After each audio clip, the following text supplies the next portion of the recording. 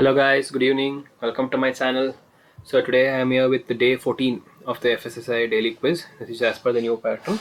So today I have mixed history questions because in the 2019 paper there were questions from history also. So I will try to mix it, and further I'll try to mix from the questions from all the subjects also. So today let us start with the day 14. Which of the following products do you think are fortified in India? So in one of my fortification classes, I had briefly explained you about what is fortification and what are the products which are fortified, and also with the nutrients or the minerals that will be fortified. So in this question, which of the following products do you think it is fortified? So here all of the milk and oil, salt, wheat, flour and rice, all of these are fortified. The term used for live bacteria found in yogurt. So you'll be knowing that yogurt will contain some bacteria, which is very much helpful for our digestion in our body. So you would have studied these things in your fifth or sixth standard. So my question is, term used for live bacteria found in yogurt. So the answer is probiotics.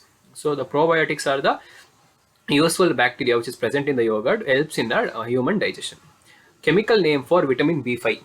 So you need to say what is the chemical name for vitamin B5. So the answer is pantothenic acid. So please remember these things because this it can be asked since vitamin B5 and all is related to food stuff. So these questions can be asked in FSA. The chemical name of vitamin B5 is pantothenic acid. What was civil disobedience movement? So in the history of India, civil disobedience movement was one of the prominent movement for freedom struggle. So my question is, what was civil disobedience movement? Active refusal to obey certain laws, demands and commands of government, revolution, freedom for slavery, all the above. So the answer is A. So active refusal to obey certain laws, demands and other commands of civil disobedience implies that is nothing but not accepting whatever government says. So not walking or not following the rules of government. This was the main intention of civil disobedience movement. So it was started by Gandhiji in the year 1930. So it also helped. He also started simultaneously salt satyagraha with this. So which broke the tax system on the salt for personal use. So which among the following was the viceroy of India at the time of partition of Bengal? So you know that Bengal was partitioned.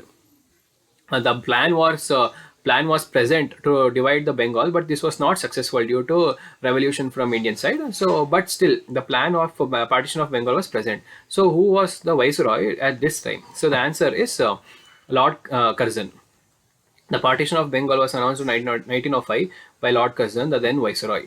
After the Swadeshi movement took place by boycotting foreign goods, finally the British government revoked. As I said, so the plan was there, but due to revolution from Indian side and the struggle, it was taken back.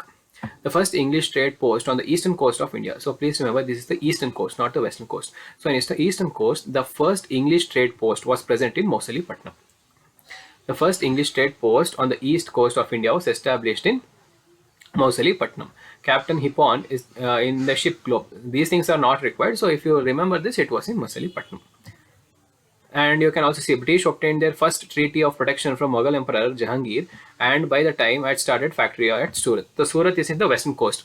So you need to remember these things also. So British got their first treaty of protection from Mughal Emperor Jahangir in Surat. So Jahangir was the first person who gave permission for the protection of the British establishments in Surat.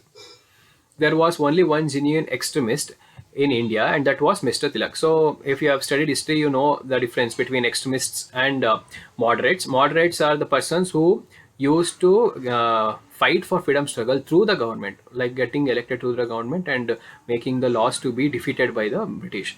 But there were extremists who are taking very revolutionary steps, like struggles and acting against the government in different ways.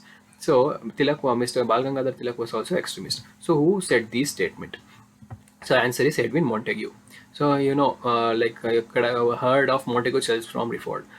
So he was also a eminent person in British. So Edwin Montagu served the post of Secretary of the State from India between 1970 and 22.